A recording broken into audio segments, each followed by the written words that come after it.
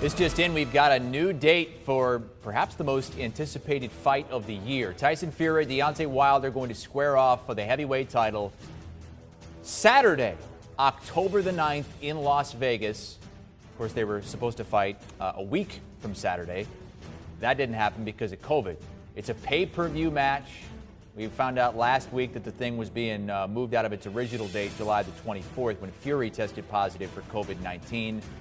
Fury 30-0-1, Wilder 42-1-1, and you see the tail of the tape as we now have more time to get set, and the anticipation will continue to grow for this great heavyweight bout. Let's bring in Brian Campbell from the Morning Combat Podcast. Brian, what more can you tell us about how this thing was rescheduled and what we should expect?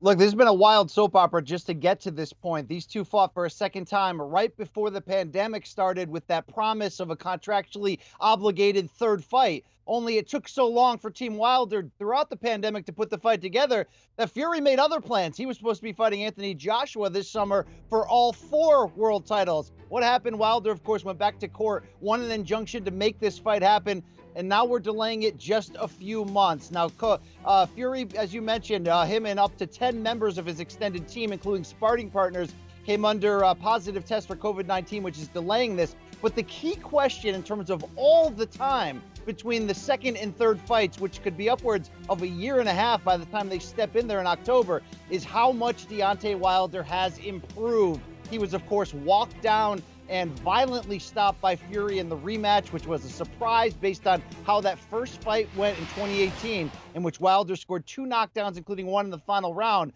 but both were forced to settle with a very disputed draw. Can Wilder, with a new trainer, with a new team, really add this much to his game this late in his career to have a chance in the third one? That's certainly what we want to see. We know Anthony Joshua looks to plan to stay busy this fall in the mandatory against Alexander Usyk. So it seems for now, if you want one champion, one name, one belt in the heavyweight division, you're going to have to wait till at least 2022 to find out of who comes out on top. All right, BC, busy guy, and going to be even busier this October when we get the matchup that we've been waiting for the third time. Wilder and Fury. BC, half of Morning Combat with Luke Thomas, a daily MMA and boxing podcast. If people are beating the hell out of each other, these guys are talking about it.